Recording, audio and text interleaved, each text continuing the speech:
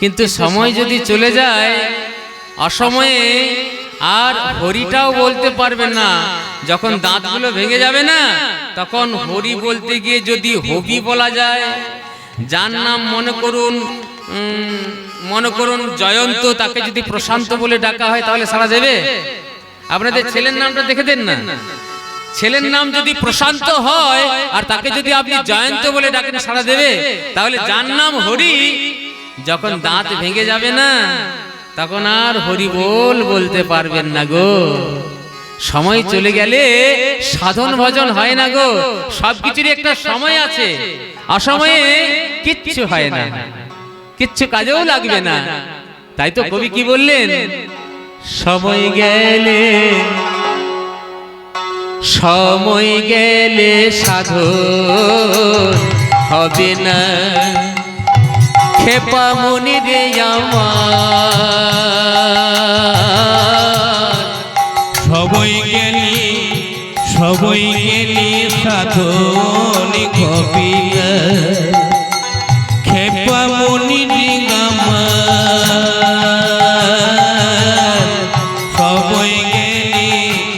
সবই গেলি সাধন হবে না। বলি দিন থাকিতে দিনের সাধো,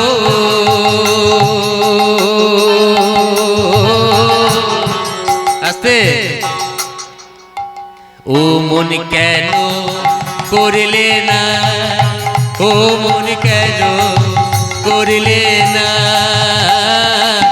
নিতাই গৌর প্রেমানন্দে হরি বল হরি বল হরি বল। সবই গেলি সাধন হবে না, খেপা মনি রে আমার। সবই গেলি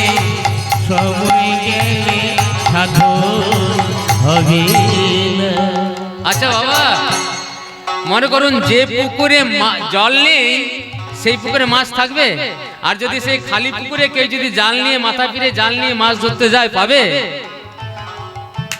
জানো নামো খালে বিলে থাকে নামি, জল শুকালে জানো নাম খালে বিলে থাকে নামি, জল শুকালে। বলি কি হবে তাই বাঁধন দিলে,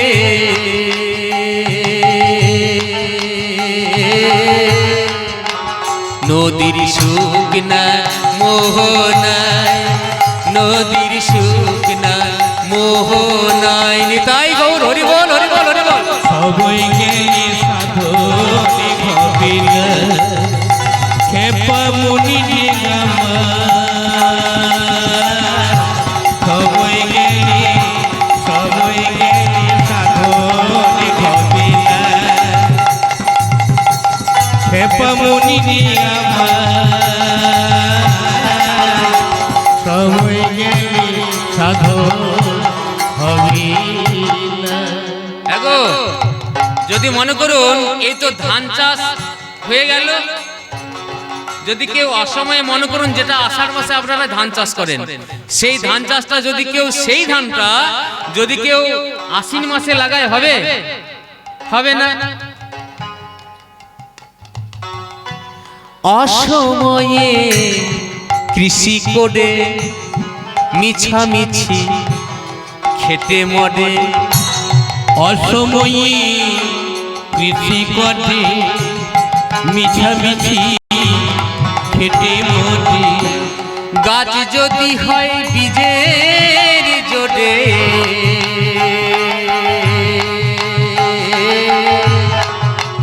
তাতে ফল তো ধরে না, তাতে ফল তো ধরে না। উলুক ধরে সবই গেলি সাধন হবে না, খেপা মনি রে আমার। সবই গেলি সাধন হবে না, খেপা মনি রে আমার। সবই গেলি সাধন হবে না। তাই বাবা নারদ মুনি যে উদ্দেশ্য নিয়ে যাচ্ছে, আমরা যদি নারদের একটু যাত্রাপথটা শুভ করে দিই। হরে কৃষ্ণ, একটু দাও, তাহলে অসময়ে কিচ্ছু হয় না। তাই সময় থাকতে মা সাধন ভজন করবে গো। তাই নারদ মুনি কি করেছে? একলে বসিয়া নারদ চিনতে মনে মনে, একলে বসিয়া নারদ চিনতে মনে মনে, একলে বসিয়া নারদ চিনতে মনে মনে, একলে বসিয়া নারদ চিনতে মনে মনে, কোথা রহে কৃষ্ণ ভক্তি পাইব কেমনে, কোথা রয়ে কৃষ্ণ ভক্তি পাইব কেমনে, আমি কোথায় গেলে পাবো হে, কোথায় গেলে পাবো হে, আমি কোথায় গেলে পাবো হে, কোথায় গেলে পাবো হে, কৃষ্ণ ভক্তি রসে আমি কোথায় গেলে পাবো হে, কৃষ্ণ ভক্তি রসে আমি কোথায় গেলে পাবো হে। কৃষ্ণ ভক্তি রস। চলো তো দেখি নারদের বাহন কি গো মা? নারদের বাহন জানো মা? নারদ যেটাতে চড়ে যাতায়াত করতো, নারদের বাহন হলো, আছে আপনাদের? আছে দেখি, আছে তো? আছে, বেশ। তাহলে আমাদের ওদিকে বা ঢেকি প্রায় উঠে গেছে, মানে পিঠে খাওয়া শেষ হয়ে গেছে। যাক, আপনাদের আছে, ভালো লাগলো। তাই নারদ কি করেছে? সেই ঢেকিতে চেপে চলে যাচ্ছে কোথায়? এত চিন্তি দেবী ঋষি ঢেকিতে চাপিয়া, এত চিন্তি দেবী ঋষি ঢেকিতে চাপিয়া, এত চিন্তি দেবী ঋষি ঢেকিতে চাপিয়া, এত চিন্তি দেবী ঋষি ঢেকিতে চাপিয়া, দেখিতে দেখিতে চলে উলসিত হিয়া, দেখিতে দেখিতে চলে উলসিত হিয়া, বৃন্দাবনের মাঝখানে ঢেকি বাহনে, বৃন্দাবনের মাঝখানে দেবী বাহনে। নারদ কোথায় আসছে? কৃষ্ণ ভক্তি রসের জন্য আসছে বৃন্দাবনে। বৃন্দাবনে আসছে কৃষ্ণ ভক্তি রস পাওয়ার জন্য। বৃন্দাবনে নারদ মুনি এসেছে, কিন্তু এসে পরে কি দেখছে জানো? এত চিন্তি দেব ঋষি ঢেকিতে চাপিয়া, দেখিতে দেখিতে চলে উলসিত হইয়া, বৃন্দাবনের মাঝখানে ঢেকি বাহনে চলে নারদ ঋষি হেরোয়ে। তখনই কি দেখছে? তপ্ত দর্শি দেব ঋষি চারি পানে চায়, চারি পানে চাই, কোথা হইতে তাপিয়াসি লাগে মোরে গায়, লাগে মরি গায়। কোথা থেকে তাপ আসছে? এ তাপ তো সূর্যেরও তাপ নয়, আর দাবানলেরও তাপ নয়।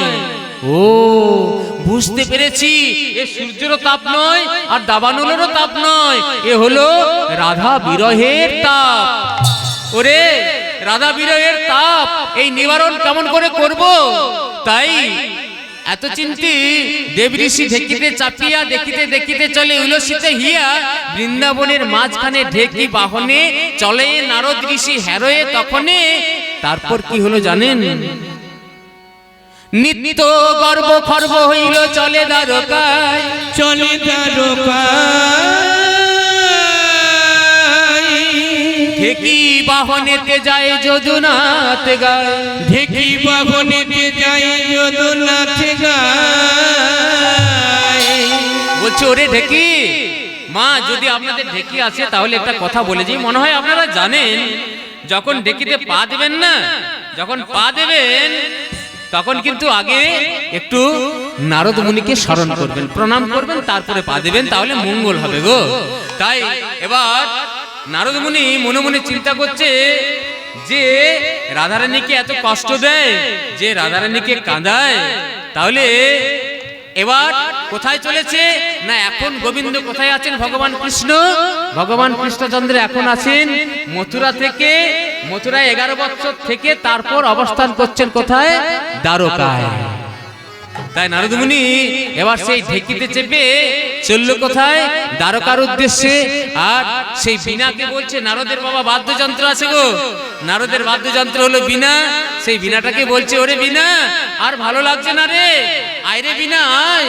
যে কৃষ্ণ ভক্তকে এত কষ্ট দেয়, আমি আগে কৃষ্ণ নাম করেছি, গোবিন্দের নাম করেছি, কিন্তু যে কৃষ্ণ ভক্তকে এত কষ্ট দেয় সেই কৃষ্ণ নাম আজকে আর আমি করব না।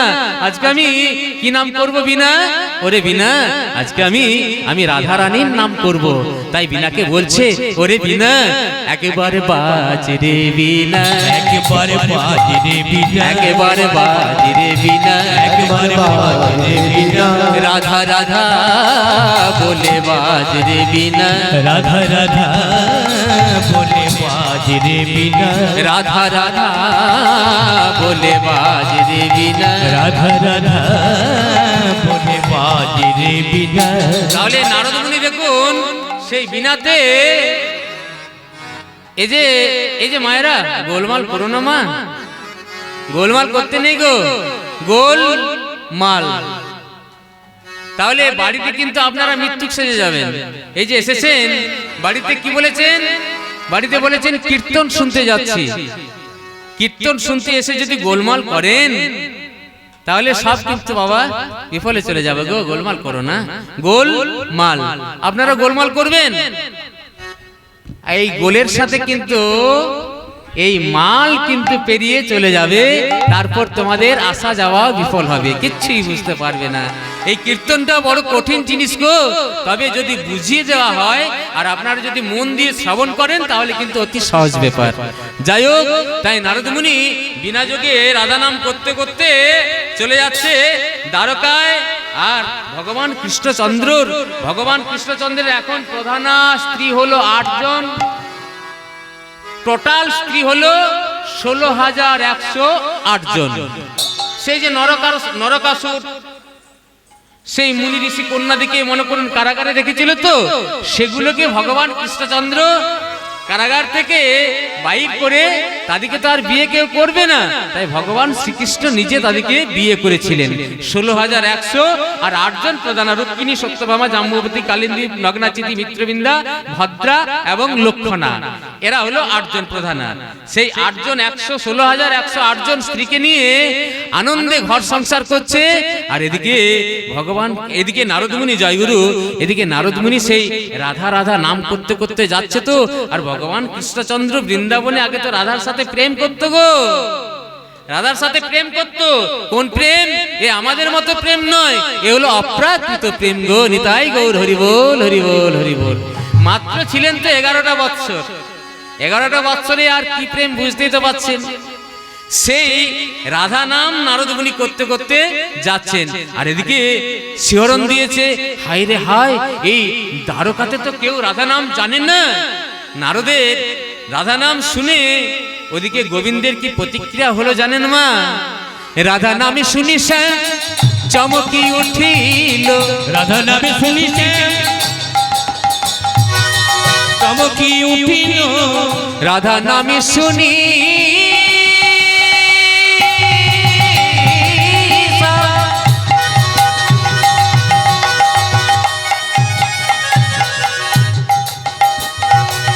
চমকি উঠিল, রাধা নামে শুনি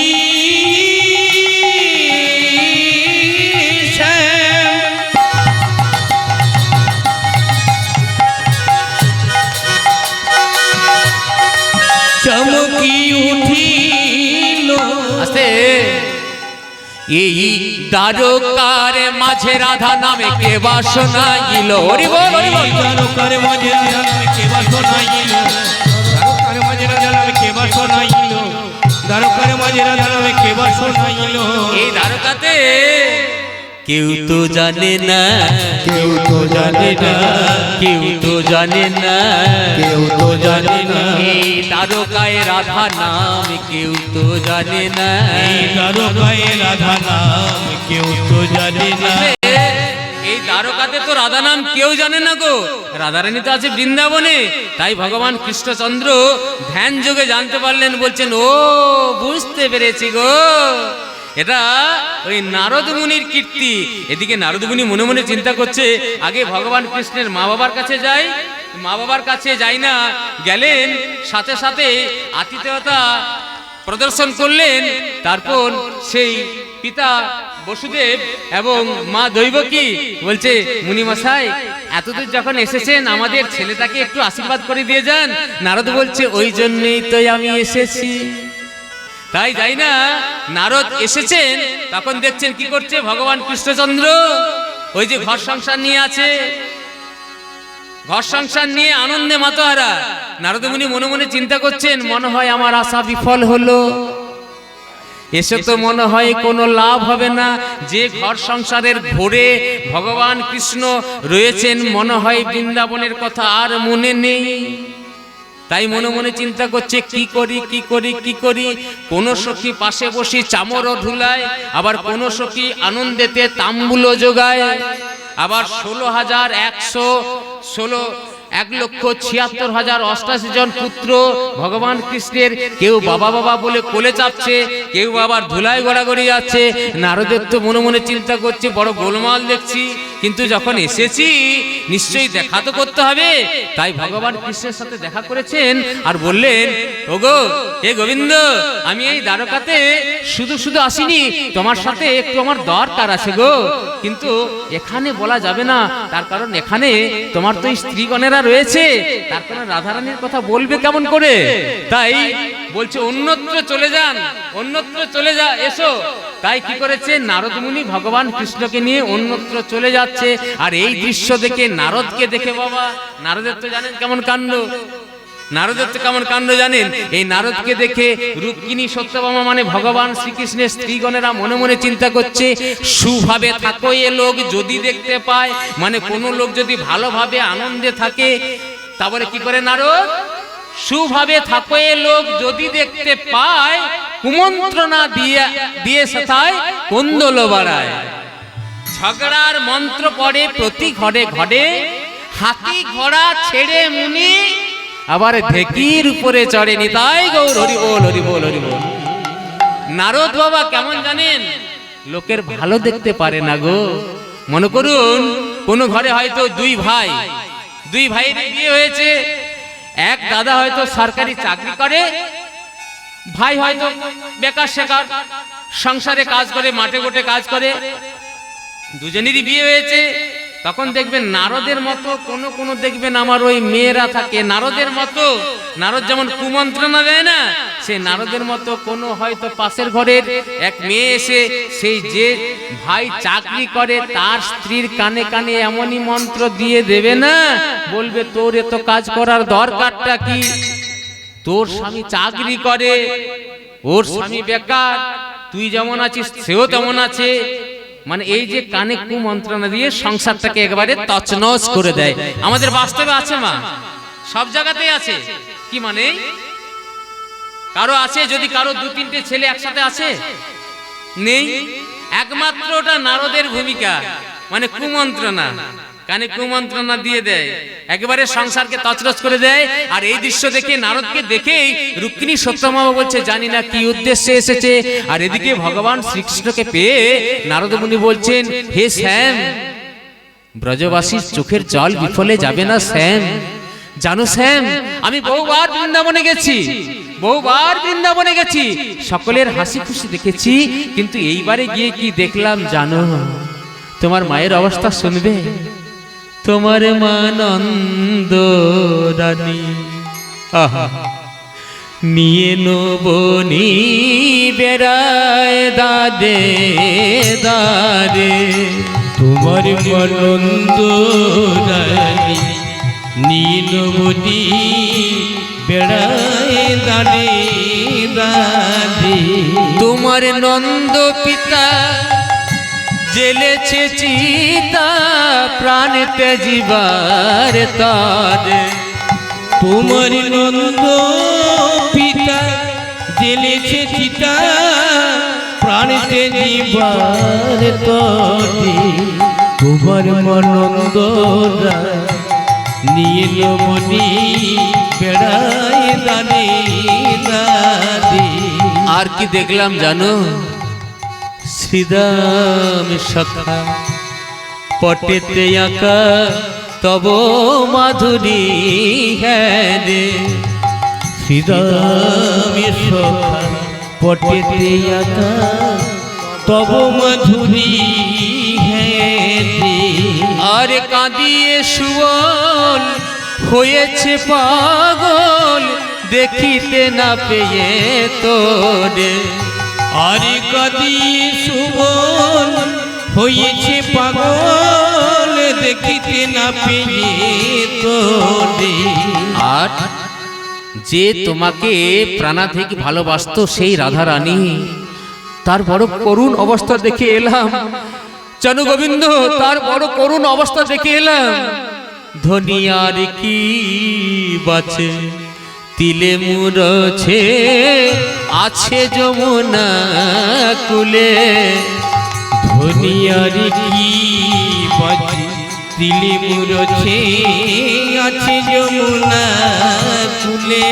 হে গোবিন্দ, মনে হয় তোমার রাধারানী আর হয়তো বেঁচে নেই, মনে হয় মারা যাবে, মনে হয় বেঁচে নেই। ক্ষণে চৈতন্য ক্ষণে অচৈতন্য বলছে। জানো নারদ মুনি, মুনি বসায় বৃন্দাবনের ওগুলো সব তাদের অভিনয়। কেন জানেন মুনি মশাই? বলবো, ওই যে বলছে না তোমার মা নন্দরানী নিয়ে নবনী কাঁদছে তো, কিন্তু একদিন সামান্য নুনি চুরি করে খেয়েছিলাম গো। সেই দিন আমাকে কি করেছিল জানো? সেই মা আমার যুগল করে বেঁধেছিল। আর সখাগণের কথা বলছো, যে সখাগণ আমাকে প্রাণাধিক ভালোবাসতো, সেই সখাগণ একদিন মাঠে খেলাতে হেরে গিয়েছিলাম, তারপর তারা আমার কাঁধে চড়েছিল গো। আর রাধারানীর কথা বলছো তো, সব অভিনয়, সব মিথ্যা, সব অভিনয়। রাধারানী একদিন কুঞ্জে যাব বলেছিলাম, দেরি হয়েছিল, কিন্তু এমনই মান করেছিল শেষকালে রাধারানীর পায়ে ধরতে হলো গো। তাহলে এগুলো সব অভিনয়। নারদ মুনি বলছেন, হে শ্যাম, ওই ব্রজবাসীর চোখের জল আর কুরুক্ষেত্রের যুদ্ধ বিফলে যাবে না শ্যাম। কুরুক্ষেত্রের যুদ্ধে তুমি কি কম অন্যায় করেছো গোবিন্দ? বলবো, এই যে দুর্যোধন, দুর্যোধনকে কোনো মতেই কেউ বধ করতে পারতো না।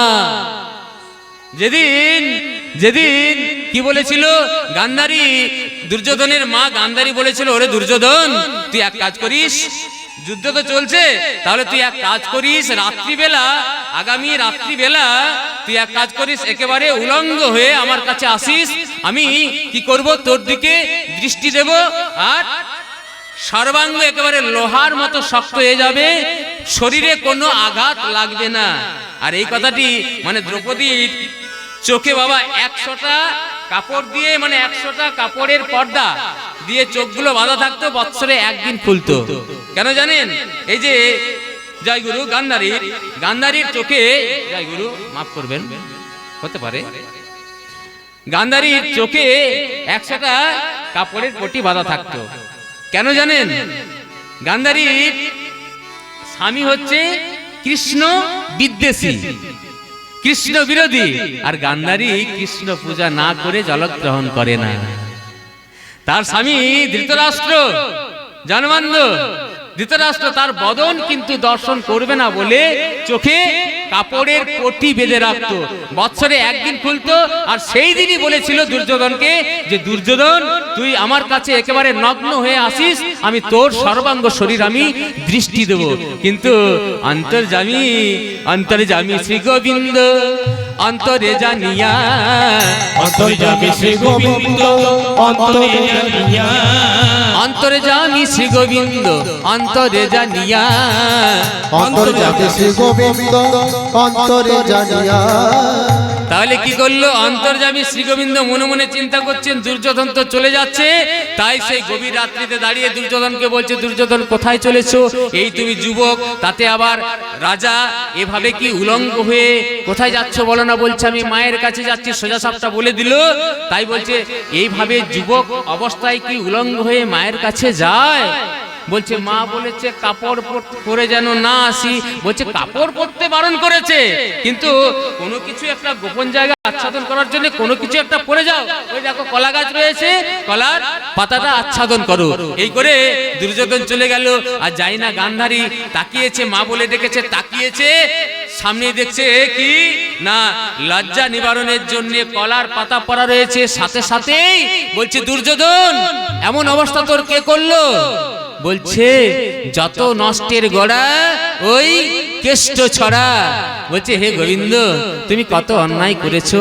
তাছাড়া ওই কর্ণের কাছে ছিল কবচ কুণ্ডল, তুমি কি করলে? যদি কর্ণের কবচ কুণ্ডল থাকতো তাহলে কিন্তু পৃথিবীতে এমন কোনো বীর নেই যে কর্ণকে হত্যা করতে পারে, নিহত করতে পারে। তুমি কি করলে? দেবরাজ ইন্দ্রকে পাঠিয়ে সেই কবচ কুণ্ডলও তুমি হরণ করে নিলে। হে গোবিন্দ কম অন্যায় করনি, তুমি আরো অনেক অন্যায় করেছো, অনেক অনেক অন্যায় করেছো। ব্রজবাসীরা কাঁদছে, বৃন্দাবনবাসী কাঁদছে, আর এদিকে তুমি কত অন্যায় করেছো, চোখের জল বিফলে যাবে না শ্যাম। বলছে তাহলে কি করতে হবে? বলছে তুমি তো এখন রাজা হয়েছো, দ্বারকারা রাজা হয়েছো, তাছাড়া তুমি এর আগে অনেকবার রাজা হয়েছো। রাজার একটা কর্তব্য আছে, রাজার কর্তব্য হলো যজ্ঞ করা। তাই শোনো, ত্রেতাই রামে রাজা ছিল, অশ্বমেধ যজ্ঞ কইল। হরি বল হরি বল।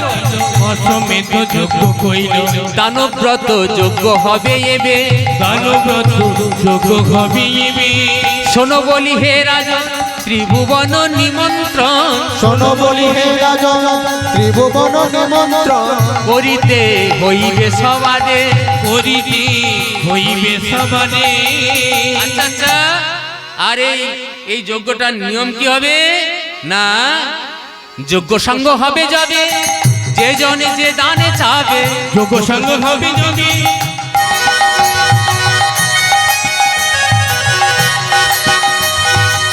যে জনে যে দানে চাবে। যজ্ঞ সঙ্গ হবে যাবে, যে জনে যে দানে চাবে। যোগ সঙ্গ হবে যাবে, যে জনে যে দানে চাবে। করিবে তাই দানে হাসি মুখে, করিবে তার দানে হাসি মুখে। আর সর্বশেষে দানে দিয়া ভিক্ষা ঝুলি স্কন্ধে লইয়া, সর্বশেষে দানে দিয়া ভিক্ষা ঝুলি স্কন্ধে লইয়া, সর্বশেষে দানে দিয়া ভিক্ষা ঝুলি স্কন্ধে লইয়া, সর্বশেষে দানে দিয়া ভিক্ষা ঝুলি স্কন্ধে লইয়া। করিবে তাই দানে হাসি মুখে, করিবে তার দানে হাসি মুখে। শোনো শোনো শোনো, শেষকালে যে যা দান চাইবে তোমাকে কিন্তু দান দিতে হবে, শেষকালে তোমাকে ভিক্ষা করতে হবে। এমন ভিখারি সাজালেন, রসিক ভক্ত বলছেন আমরাও যেন ভিখারি বেশে দেখতে পারি। কলিযুগে গৌরাঙ্গ মহাপ্রভু শুধু এক আধবার নয় গো, তিনবার ভিক্ষা করতে হয়েছিল।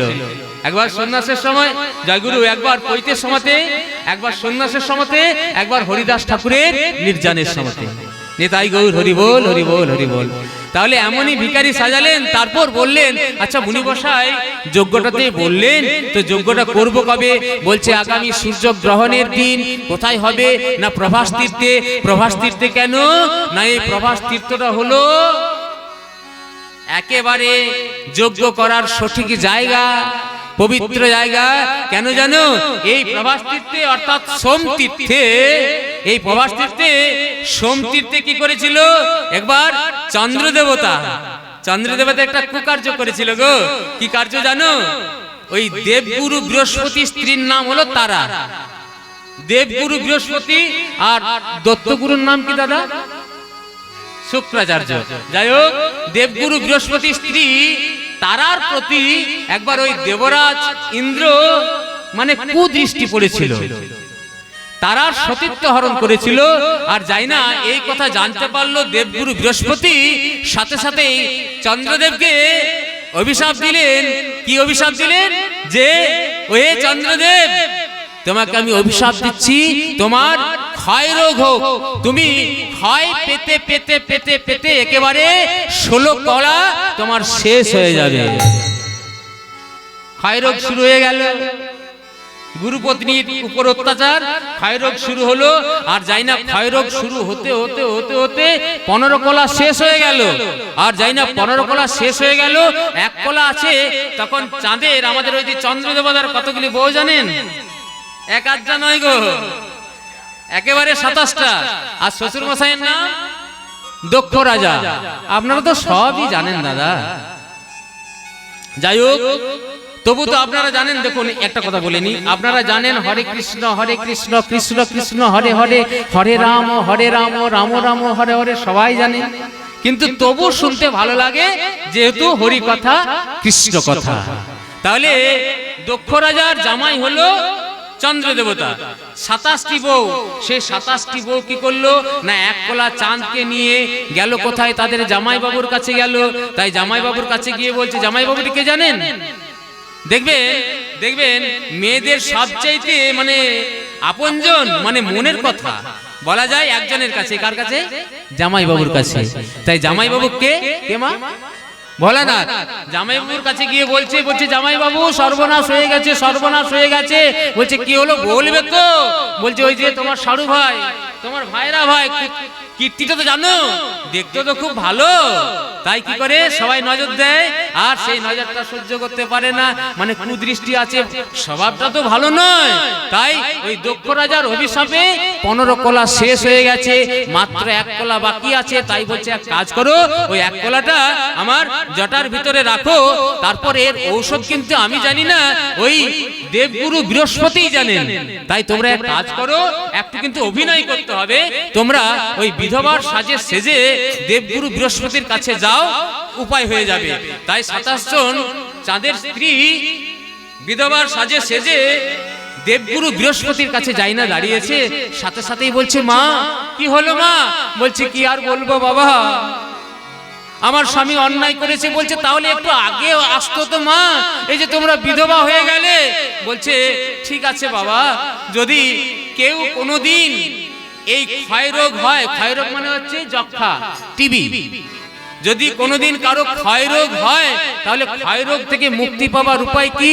বলছে যদি ওই সোম তীর্থে অর্থাৎ প্রভাস তীর্থে, সোম তীর্থে যদি কেউ স্নান করে, তাহলে সে আবার সুস্থ হয়ে যাবে। তাই তখন কি করেছে, সেই 27 জন দক্ষ রাজার কন্যা মানে চাঁদের স্ত্রী ধেই ধেই ধেই ধেই ধেই ধেই করে নাচতে নাচতে বলছে জামাই বাবু, ও জামাই বাবু, উত্তর পেয়ে গেছি পেয়ে গেছি পেয়ে গেছি। বলছে কি হলো না, ওই সোম তীর্থে যদি স্নান করা হয়, তাহলে চাঁদ অর্থাৎ আমাদের স্বামী আবার পূর্ণ কলায় পরিণত হবে। তাই সোম তীর্থে স্নান করে কত কলায় চাঁদ পূর্ণ হলো? 15 কলা। চাঁদের কয়টি কলা গো? মূল 16 কলা, কিন্তু আমরা যে চাঁদটা দেখছি কয়টি কলা? 15টি কলা। প্রথমা, দ্বিতীয়া, তৃতীয়া, চতুর্থী, পঞ্চমী, এইভাবে চতুর্দশী, তারপরের দিন পঞ্চদশী নয়, হয় অমাবস্যা না হয় পূর্ণিমা, যাই কিছু একটা হবে। তাহলে চাঁদ হলো 15 কলা, আর 1 কলা চাঁদটি রয়ে গেছে ওই শিবের মাথার উপরে 16 কলায় চাঁদ। বুঝতে পারছেন? তাই 15 কলায় চাঁদ আবার পরিপূর্ণ হলো।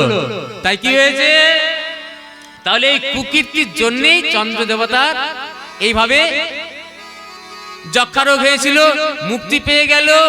তারপর এই কুকীর্তির জন্যই জীবনে কেউ কোনোদিন এমন কুকীর্তি করবেন না। ত্রেতায় রাম রাজা ছিল, অশ্বমেধ যজ্ঞ কইল, দানব্রত যজ্ঞ হবে এবে, কিন্তু হবে কোথায় বললো? সোম তীর্থে। সোম তীর্থে কেন না, ওই সোম তীর্থে চাঁদ চার হারানো জ্যোতি ফিরে পেয়েছিল বলে সোম তীর্থে হবে, এবং আগামী সূর্যগ্রহণের দিন, আগামী সূর্যগ্রহণের দিন হবে। তাই তখন কি বলছে, তাহলে নারদ বলছে তাহলে তো নিমন্ত্রণ করতে হবে, নিমন্ত্রণ করতে হবে। দাদা বলরাম রয়েছেন, বলছে হ্যাঁ রে কানাই, তাহলে নিমন্ত্রণ পত্র লিখে দে। তাই ভগবান শ্রীকৃষ্ণ বাঁকা হাতে বাঁকা অক্ষরে কাদের কাদের নিমন্ত্রণ পত্র লিখলেন জানেন? আগে লিখলেন মহাবিষ্ণু রে, ব্রহ্মা মহেশ্বর মহেশ্বরী রে, গণপতি কার্তিকে রে, দেবরাজ ইন্দ্র রে, দিবাকর নিশাকর, মানে যক্ষ রক্ষ গন্ধর্ব কিন্নর, একেবারে স্বর্গ মর্ত পাতাল মানুষ সকলের নিমন্ত্রণ লেখা হয়ে গেল। সেই নিমন্ত্রণ পত্র লেখা হলো। তাহলে বলছে নিমন্ত্রণ করবে কে? নারদ বলছে আমি তো আছে ছাই ফেলতে ভাঙাগুলো, আমার দায়িত্ব তাহলে দিয়ে দেন, আমি এইগুলো করব। তখন দাদা বলরাম বলছে ওরে ভাই কানাই, কই দেখি দেখি দেখি কেমন নিমন্ত্রণ পত্র হলো, কেমন লিখেছিস দেখি দেখি দেখি। তাই বলছে মুনি বসাই কই দেখি দেখি দেখি দেখি, একে একে একে সব উল্টিয়ে উল্টিয়ে দেখছে। বলছে ভাই ভাই সবই তো ঠিক রয়েছে রে ভাই, কিন্তু বলছে কিন্তু কি দাদা? সবারই নিমন্ত্রণ দেখলাম, কিন্তু কিন্তু ওই বৃন্দাবনের নিমন্ত্রণ কই? দাদা বলরাম বলছে, যে ব্রজে হইল মোদের শরীর বর্ধন, সেই ব্রজের কেন নাহি দিলি নিমন্ত্রণ? তখন কানাই বলছে, ওগো দাদা, ওগো দাদা, যে বৃন্দাবনের মা যশোদা পিতানন্দ আমাকে পুত্র স্নেহে ভালোবেসেছিল, সেই ছেলে হয়ে মা বাবাকে আমি কি বলে চিঠি লিখিব, কি বলে চিঠি লিখিব? আহা, যে মা যশোদা পিতানন্দ আমাকে ছেলে জ্ঞান করে ছোট থেকে বড় করলো, তাদেরকে আমি ফাঁকি দিয়ে চলে এসেছি এতগুলো বছর। বলো না দাদা, দাদা বলো কি বলে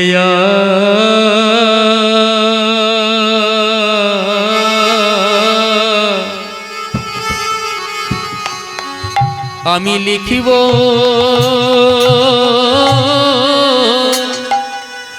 চিঠি,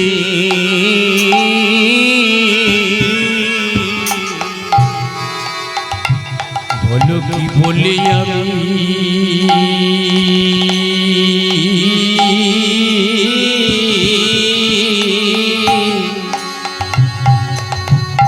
আমি লিখিব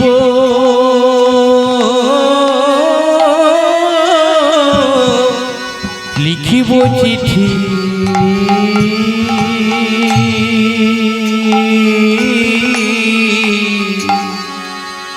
আমি দাদা ভাষা খুঁজে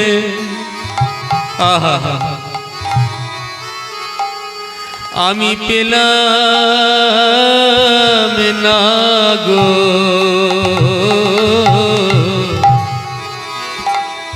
কি বলে তাদের কাছে আমি ক্ষমা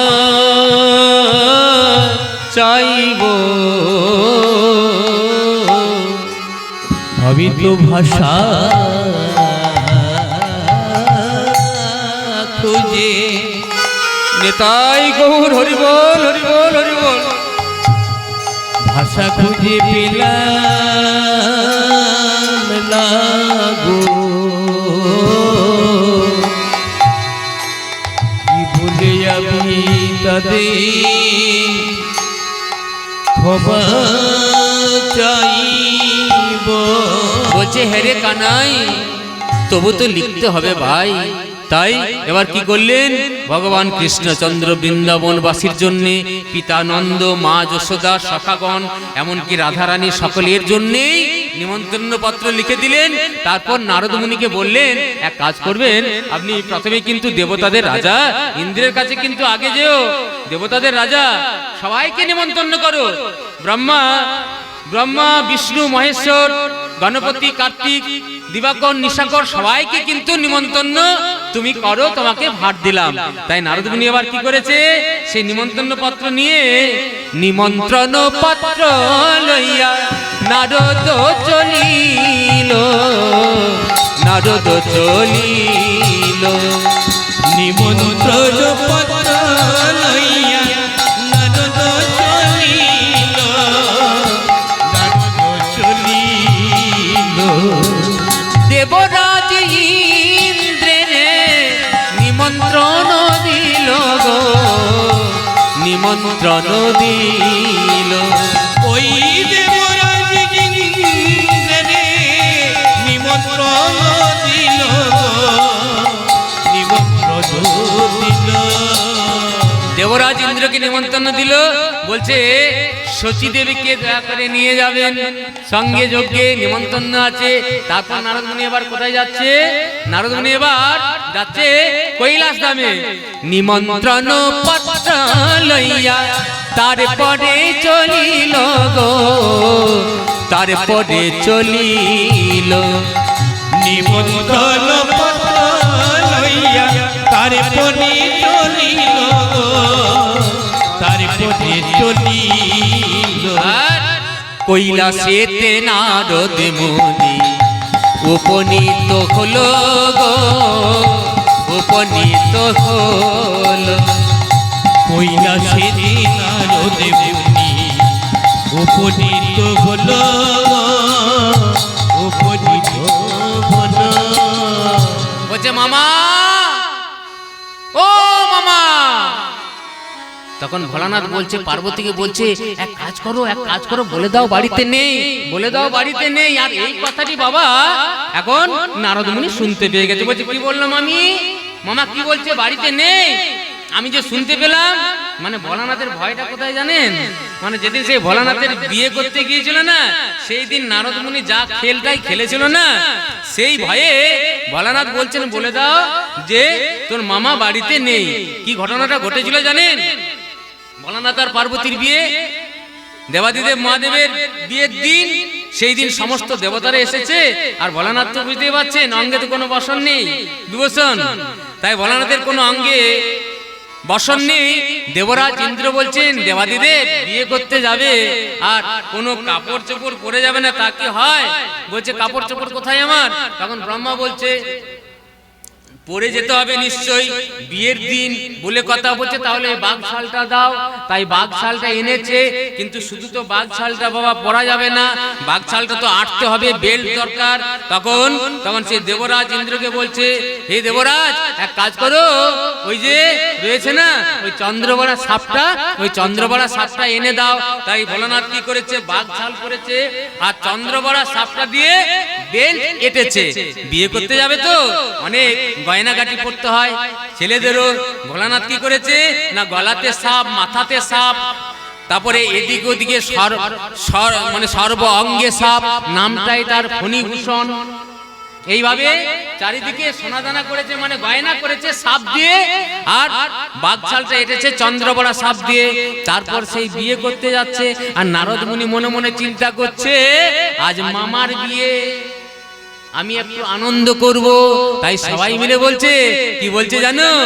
আর নন্দী ভৃঙ্গি এরাও বলছে আমাদের বাবা মা আনতে যাবে, আমাদের কত আনন্দের দিন গো আমাদের। বাবা যাবে মায়া নিতে, আইকে যাবি সঙ্গে তোরা।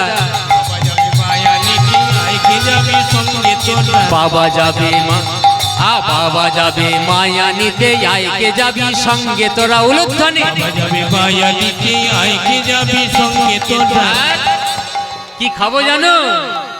লুচি খাবো, মিষ্টি খাবো, আরে খাবো ভাঙে ধুতিরা। লুচি খাবো, মিষ্টি খাবো, আরে খাবো ভাঙে ধুতিরা। মানে এরা তো বরযাত্রী যাচ্ছে গো, বরযাত্রী যাচ্ছে, বলছে লুচি খাবো, মিষ্টি খাবো, আরে খাবো ভাঙে ধুতিরা। লুচি খাবো, মিষ্টি খাবো, ভাঙে সব ভাঙে ধুতিরা। আমাদের বাবা যাবে মায়া নিতে, আইকে যাবি সঙ্গে তোরা। বাবা যাবে মায়া নিতে, আইকে যাবি সঙ্গে তোরা। তাই সবাই চলে গেছে। আর এদিকে কি করেছে? বিয়ে হবে আমার ভোলানাথের শাশুড়ির হচ্ছে কে? মেনকা। ওদিকে মানে কোনে পক্ষের যারা আছে সবাই বলছে বর চলে এসেছে। বর চলে এলে কি করতে হয়? প্রথমেই বরণ করতে হয়। তাই ওদিকে সবাই বলছে, তোমরা সবাই মিলে সাজাও বরণ ডালা সবে মিলে। সাজাও বরণ ডালা সবে মিলে। সাজাও বরণ ডালা সবে মিলে। সাজাও বরণ ডালা সবে মিলে। বর এলো বলে পড়ে গেল সারা। সাজাও বরণ ডালা সবে মিলে। বর এলো বলে পড়ে গেল সারা। সাজাও বরণ ডালা সবে মিলে। এভাবে মা মেনকা বরণ ডালা নিয়ে বরণ করতে যাচ্ছে। আর কি করেছে জানেন? সে নারদ মুনিও গেছেন বাবা। ভোলানাথের তো কোমরে সেই চন্দ্রবড়া সাপের বেল্টি আছে, গলাতে সাপ আছে, হাতে সাপ আছে, সর্ব অঙ্গে সাপ আছে। আর যাই না ওই ভোলানাথের শাশুড়ি বরণ করতে যাচ্ছে, বরণ করছে এইভাবে। আর ওই পিছন দাঁত থেকে নারদ মুনি কি করেছে জানেন? সেই বরণ ডালাতে একটু মা নিয়ে গিয়েছিল ঈশ্বরমূল, সেই ঈশ্বরমূলটি বরণ ডালাতে দিয়ে দিয়েছে। আর যাই না ভোলানাথকে বরণ করছে বাবা, সেই গলার সাপ, মানে হাতের সাপ, গলার সাপ, মাথার সাপ একেবারে জীবন নিয়ে চলে যাচ্ছে। আবার যখন যাই না নিচ দিকে নামাচ্ছে বরণ করতে করতে না, তখন সেই কোমরে যে বাবা বেল্টটা ছিল চন্দ্রবড়া সাপটা, সেই চন্দ্রবড়া সাপটা বাবা জীবন নিয়ে চলে যাচ্ছে। আর সেই বেল্টটা যদি খসে যায় তাহলে তো বুঝতেই পারছেন বাঘ ছালটা নিচের দিকে পড়ে যাচ্ছে, নিচের দিকে নেমে যাচ্ছে।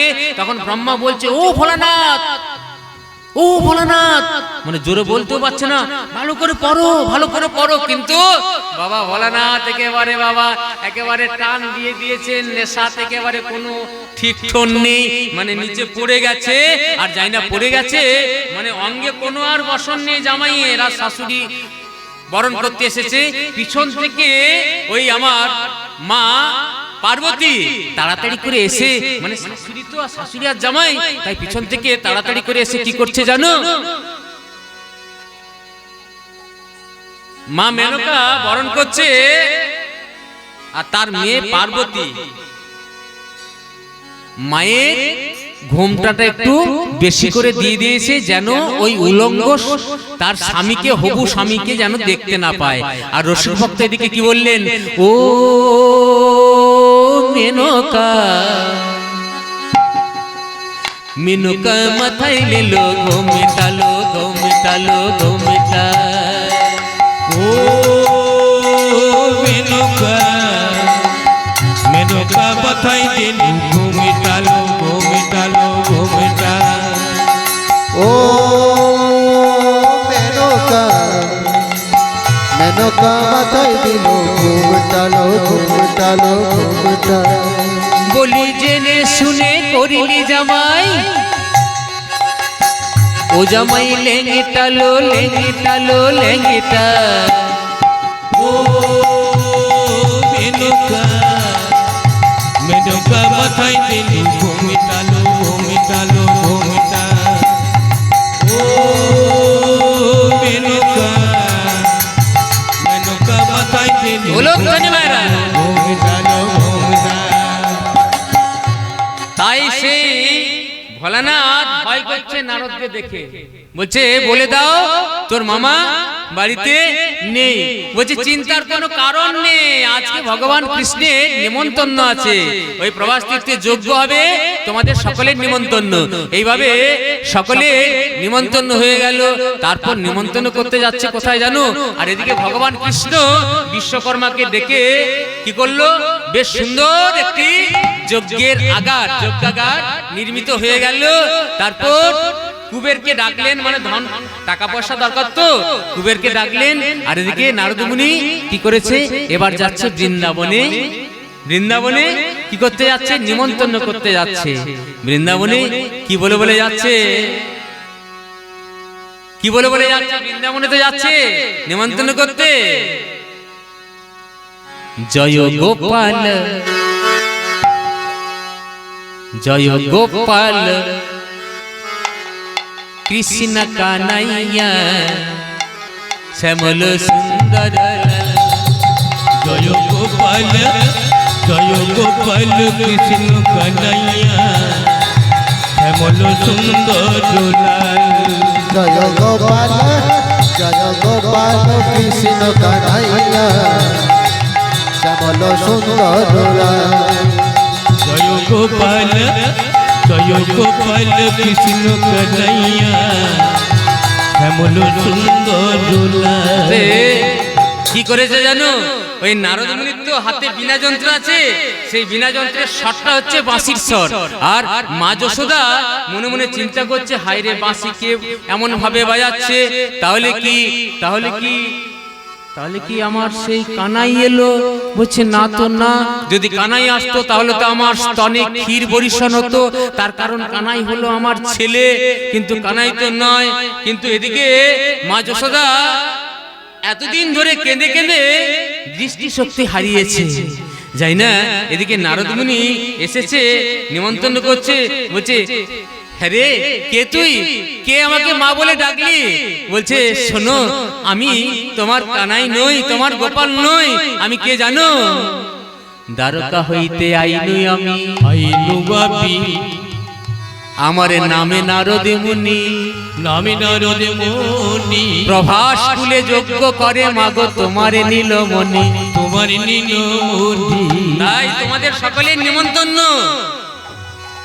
ভগবান কৃষ্ণ তোমাদের ছেলে, তোমাদেরকে নিমন্ত্রণ করেছে গো, তাই তোমাদের নিমন্ত্রণ দিলাম। এবার তাড়াতাড়ি করে যাই মা।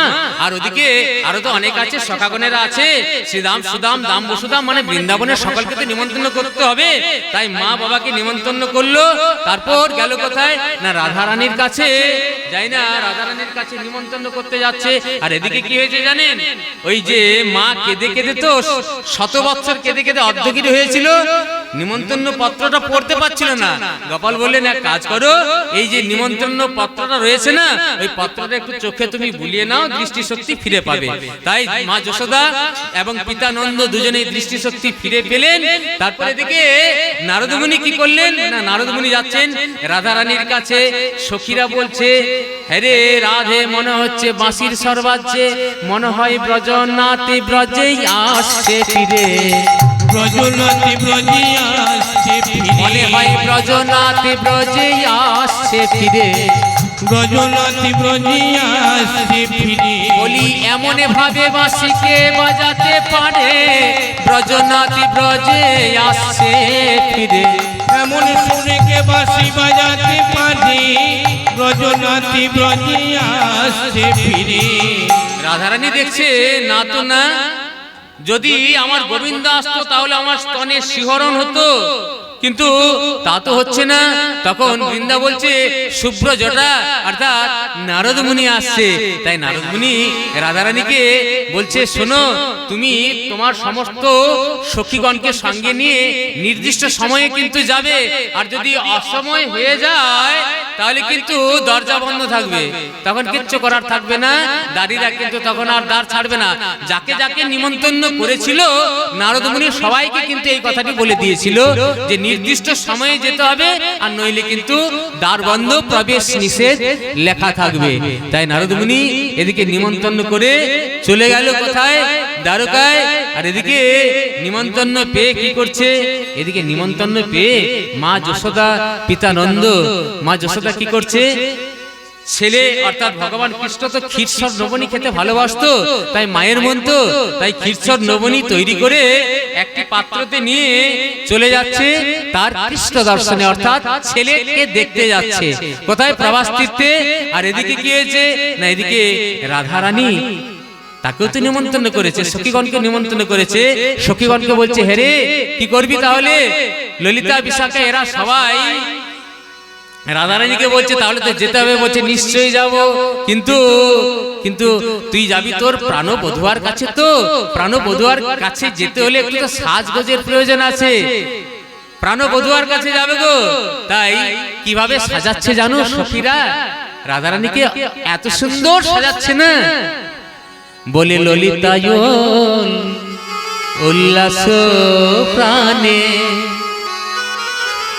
প্রাণে গো, সুবর্ণের চিরুনিয়ানে ললিতায় উল্লাস প্রাণে প্রাণে গো, সুবর্ণের চিরুনিয়ানে। মন সাধে আচুরিলা চুল গো, মন সাধে আচুরিলা চুল। মন সাধে আচরিলা চুল গো, মন সাধে আচরিলা চুল। আর বিশাখা করি বাঁধে, অতি মনোহর ছাদে, বিশাখা কবরি বাঁধে,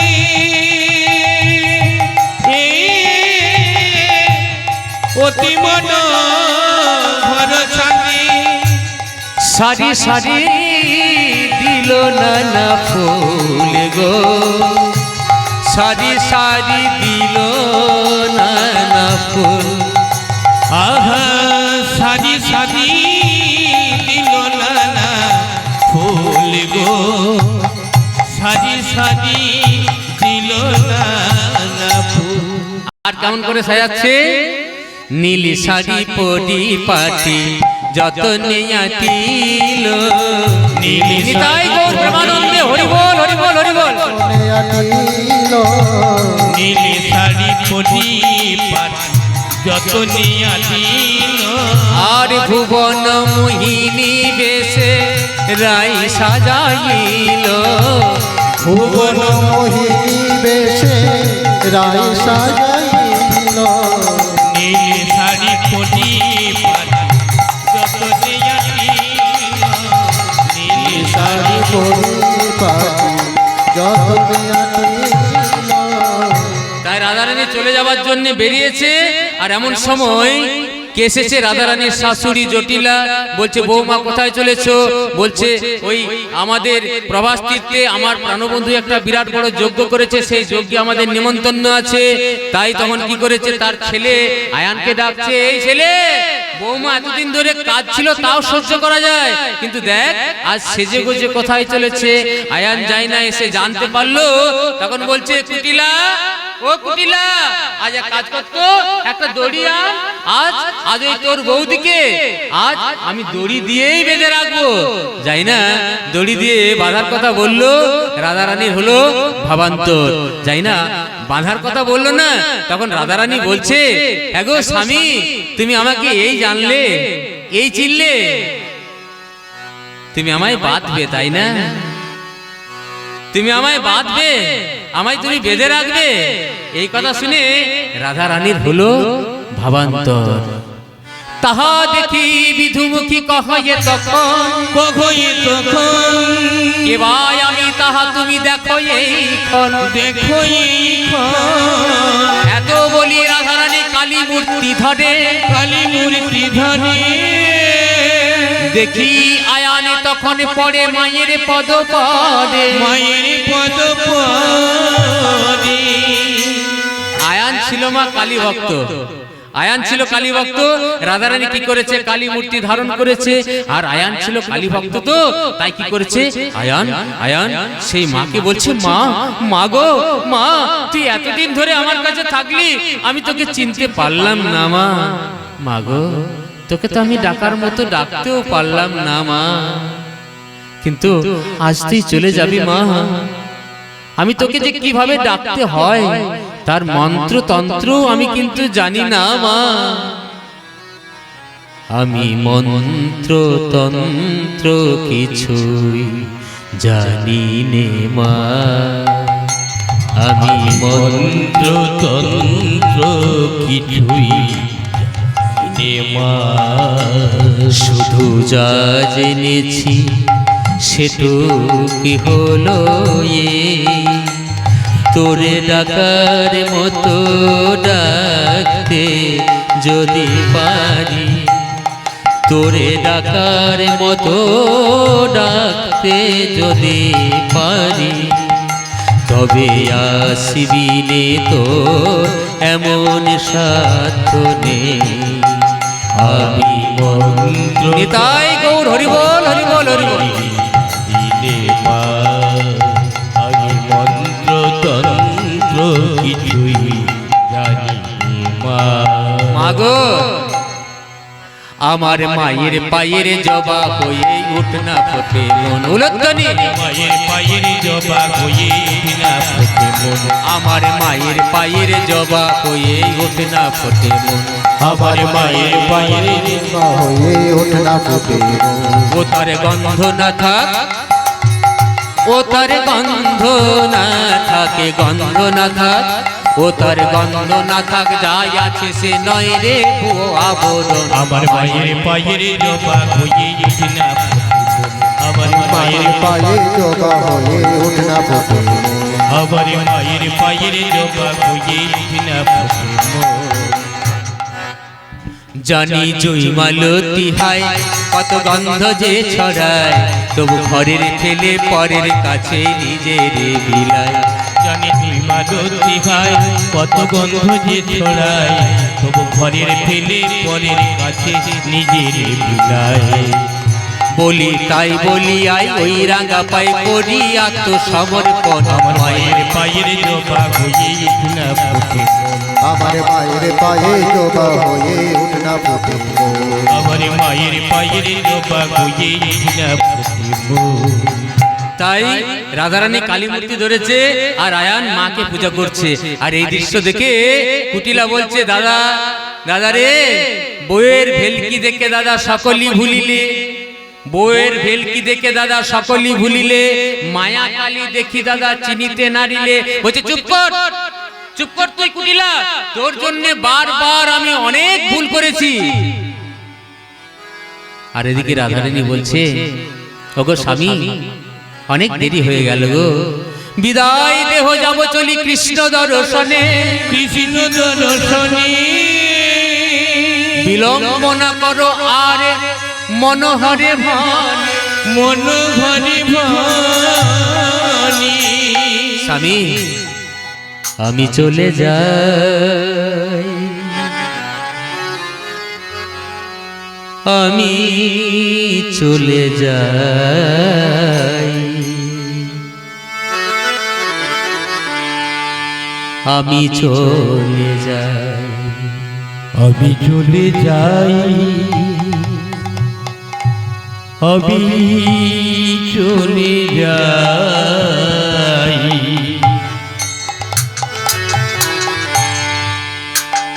আমি চলে যাই, আমি চলে যাই,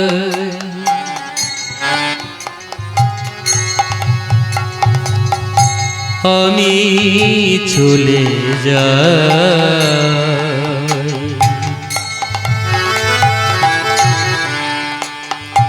আমি চলে যাই, আমি চলে যাই, বিদায় দাও স্বামী, আমি চলে অনেক দেরি হয়ে গেল গো, যাই,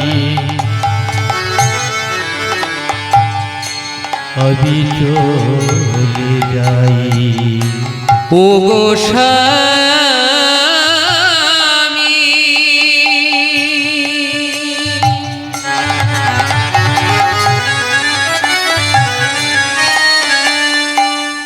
দেহ বিদায়,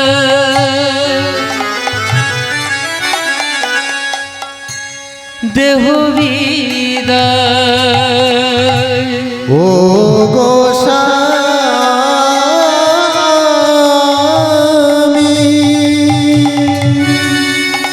বলি হরি বাপ।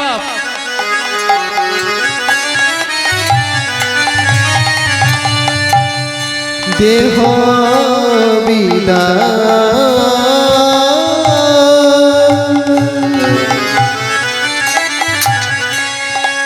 দেহ বিদায়। এইভাবে রাধারানীরা চলে গেল, সখাগণরা তারা সবাই চলেছে। আর এদিকে কি হয়েছে জানেন, বৃন্দাবনবাসীরা সবাই দেরি করে ফেলেছে। সেই দরজা কি হয়েছে, দরজা বন্ধ হয়ে গেছে, লেখা আছে প্রবেশ নিষেধ। মা যশোদা কি গেছে, নবনীর থালা নিয়ে গেছে। তাই দাড়ি তো আছে, দাড়িকে বলছে, ওরে দাড়ি একটু ছাড় না, ভেতরে আমার ছেলে আছে, আমার ছেলে যজ্ঞ করছে, আমাদের নিমন্ত্রণ আছে। বলছে কে কে মা, কে ছেলে? বলছে ওই যে তোদের রাজা, সে আমার ছেলে। বলছে কি বললে, রাজা? তুমি রাজমাতা? বলছে হ্যাঁ রে দাদি, আমি রাজমাতা, আমি বৃন্দাবন থেকে আসছি। বলছে না না না না, তা প্রবেশ করতে দিতে পারবো না, তার কারণ অসময় হয়ে গেছে। তাই যশোদা কি করেছে জানো, ছেলে তো আছে ভিতরে, তাই দাড়িকে জোর করে ধাক্কা দিয়ে প্রবেশ করতে যাবে। আর দাড়ির ক্ষমতায় পারলো না, দাড়ি তখন প্রধান্বিত হয়ে কি করলো, মা যশোদাকে ঠেলে দিল ভূমিতলে। আর সেই যে হাতে ছিল ক্ষীরসর নবনী, না সেই ক্ষীরসর নবনী ভূমিতে পড়ে গেল। তখন মা দুটি নয়নের জলে ভেসে কাঁদতে কাঁদতে বলছে, ওরে গোপাল, আমি কত আদর যত্ন করে তোকে ক্ষীরসর লবণী খাওয়াবো বলে এই দেখ আমি পাত্রতে এনেছিলাম বাবা। এই দেখ দাড়ি, এই দেখ দাড়ি, দাড়ি কি করলো? সে আমার পাত্রের ক্ষীরসর লবণী মাটিতে ফেলে দিল। তখন পিতানন্দ বলছে, ওগো যশোদা, তুমি এক কাজ করো, তুমি ওই উপরের ভাগটা একটু নিয়ে ওই পাত্রতে রাখো। গোপাল, গোপাল তোমার খাবে। যদি তোমার শুদ্ধ ভক্তি থাকে তাহলে গোপাল তোমার ওই উপরের ভাগটুকুই খাবে। দাড়ি তো দ্বার ছাড়লো না, তাই মা যশোদা বহির দ্বারে চিৎকার করে বলছে, ওরে গোপাল,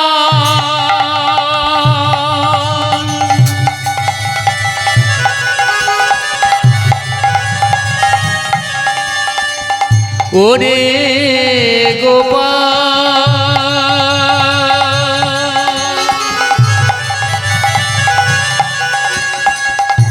দাদা, দাদা, ও দাদা, শুনতে পাচ্ছ দাদা? দাদা বলরামকে বলছে, দাদা শুনতে পাচ্ছ দাদা? এখানে তো আমাকে কেউ গোপাল বলে ডাকে না দাদা। দাদা গো, এখানে আমাকে কেউ গোপাল বলে ডাকে না। আমার কি মনে হয় জানো দাদা? মনে হয় ব্রজের বুঝি মা এসেছে, ব্রজের বুঝি মা এসেছে, মনে হয় ব্রজের বুঝি মা এসেছে, ব্রজের বুঝি মা এসেছে। এখানে গোপালে বললে আমায় কেউ ডাকে না, ব্রজের বুঝি মা এসেছে। গোপাল বলিয়া ওই কেউ ডাকে না, ব্রজের বুঝি মা এসেছে। তাই এই মা ডাক শুনে সিংহাসন থেকে নেমে এসে দাঁড়িকে বলছে, দ্বার ছাড়। তাই কি করলো?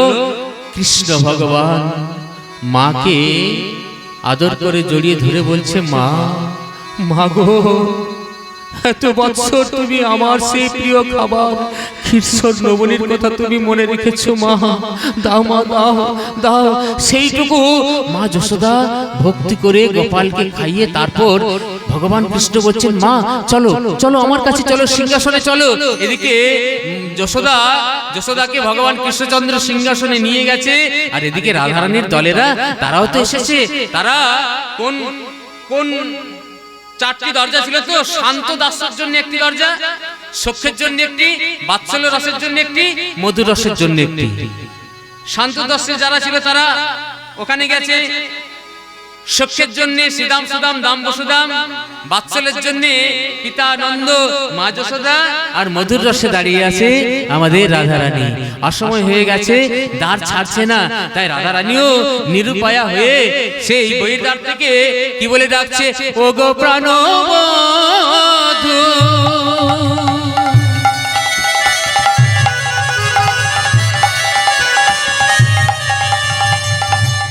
ও গো প্রাণবধূ, ও গো প্রাণবধূ।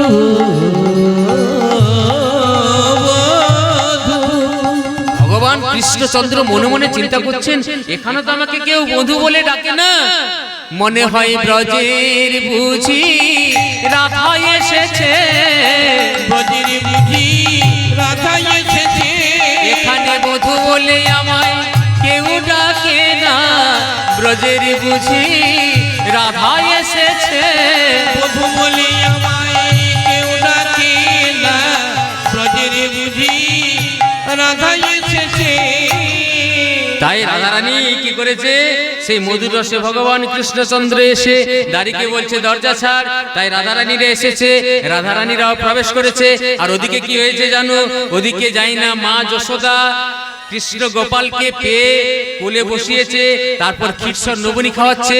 আর ওদিকে দৈবকী মা জানতে যখন পারলো না, তখন এসে বলছে, ও যশোদা, যশোদা, আমার গোপালকে তুমি কেন কোলে নিয়েছো? বলছে, কেন? এ তো আমার গোপাল। দেবকী বলছে, আমার গোপাল। যশোদা বলছে, আমার গোপাল। দুজনের মায়ের ঝগড়া, এ বলে আমার গোপাল, এ বলে আমার গোপাল। আর রয়েছে কে? শঙ্করী, অর্থাৎ ভোলানাথের স্ত্রী বলছে, ও মা, তোমরা দুজন মা ঝগড়া করো না মা। আসল গোপালের কে মা তা একটু পরীক্ষা করে নিলেই তো হয়। কি পরীক্ষাটার নিয়ম হবে জানো? 100টা কাপড় টাঙানো হবে 100টা পর্দা, কাপড়ের পর্দা টাঙানো হবে। তারপর একদিকে থাকবে 2 মা আর অপর দিকে থাকবে, বিপরীত প্রান্তে থাকবে কৃষ্ণ গোপাল। তাই এই দিকের জন মায়ের, যে মায়ের স্তনদুগ্ধ 100টা কাপড় ভেদ করে গোপালের বদনে পড়বে, সেই হবে গোপালের আসল মা। তাই সতেক বসন টানা হইবে, সতেক বসন টানা হইবে, বলি কাহার তনয় গোপাল বোঝাসে যাবে, কাহার তনয় গোপাল বোঝাসে যাবে। আপনি শঙ্করী বচন শুনিয়া এবে, বসনে আনি টানাইল এবে, শঙ্করী বচন শুনিয়া এবে, বসনে আনিয়া টানাইল এবে। বুঝছো মা? তাহলে এবার পরীক্ষা শুরু। তাই কি করছে, বলছে দেবকী মা তাহলে তুমি প্রথম শুরু করো। তাই দেবকী মা কি করেছে জানো? দেবকী মা অহংকার করছে, গর্ভে ধারণ করেছে, তো বলছে আমার গোপাল হবে না তো কার গোপাল হবে? তাই এবার দেবকী মা নিজ স্তন ধরে, দেবকী মা নিজ স্তন ধরে, দেবকী মা নিজ স্তন ধরে, দেবকী মা নিজ স্তন ধরে। তু প্রথম বসন ভেদ না করে, প্রথম বসন ভেদ না করে, তু প্রথম বসন ভেদ না করে, প্রথম বসন ভেদ না করে। তাই দেবকী মা কাঁদছে, যখন ভেদ করলে না, তারপর বলছে যশোদা মা তুমি তাহলে এবার পরীক্ষা শুরু করো। তাই এবার কি করছে যশোদা মা আমার? এবারে যশোদা মা নিজ স্তন ধরে, যশোদা মা নিজ স্তন ধরে, বসনে ভেদিয়া দুগ্ধ বদনে পড়ে, বসনে ভেদিয়া দুগ্ধ বদনে পড়ে, বসনে ভেদিয়া দুগ্ধ বদনে পড়ে, বসনে ভেদিয়া দুগ্ধ বদনে পড়ে। তাই দেবকী মা আমার কাঁদতে লাগছে, আর এদিকে রসিক ভক্ত বলছে ও মা কেঁদে কি লাভ, তুমি তো সেই ত্রেতা যুগে মা কইকেই ছিলে। যেদিন রামচন্দ্র বনে যাচ্ছিল, তার মা কৌশল্যা একটু দুধ খাওয়াবো বলে একটা দুধের বাটি এনেছিল, সেই দিন তুমি কি করেছিলে? দুধের বাটিটাকে তুমি ফেলে দিয়েছিলে। দুধের তো মর্ম তুমি জানলে না, তাই তোমার গর্ভে ধারণ করেছিলাম আমি, তোমার স্তনদুগ্ধ আমি কিন্তু পান করিনি। দুধের তো মর্ম তুমি জানলে না, তাহলে কি আর বুঝবে? কিন্তু যাবার সময় তোমাকে আমি ভুবন মোহন রূপটি দেখিয়েছিলাম, আমার রূপে মুগ্ধ হয়ে তুমি মনে মনে এই কামনা করেছিলে যে আমাকে যদি তুমি গর্ভে ধারণ করতে পারো, তাই তোমার মনোবাসনা পূর্ণ করেছি। কিন্তু মা তোমার স্তনদুগ্ধ পান করব না, শুধু তাই নয়, এক আধবার নয়, কলিযুগে আরো আমি 19 বার তোমার গর্ভে জন্মগ্রহণ করব, আর 18 বার জন্মগ্রহণ করব ইন্দ্রদ্যুম্ন রাজার স্ত্রীর গর্ভে, আর 18 বার কিন্তু আমি মারা যাব যেদিন। আর কেঁদে কেঁদে কি করবে জানো? ওই 18 বার মারা যাব, কেঁদে কেঁদে তোমার চোখের জলে 18 নালার সৃষ্টি হবে। যেদিন ওই ভক্তগণেরা পুরী ধামে তাদের পদধুলো ওই 18 নালাতে দেবে, মানে 18 নালাতে পদধুলি পড়বে, সেই দিন তুমি মুক্তি পাবে।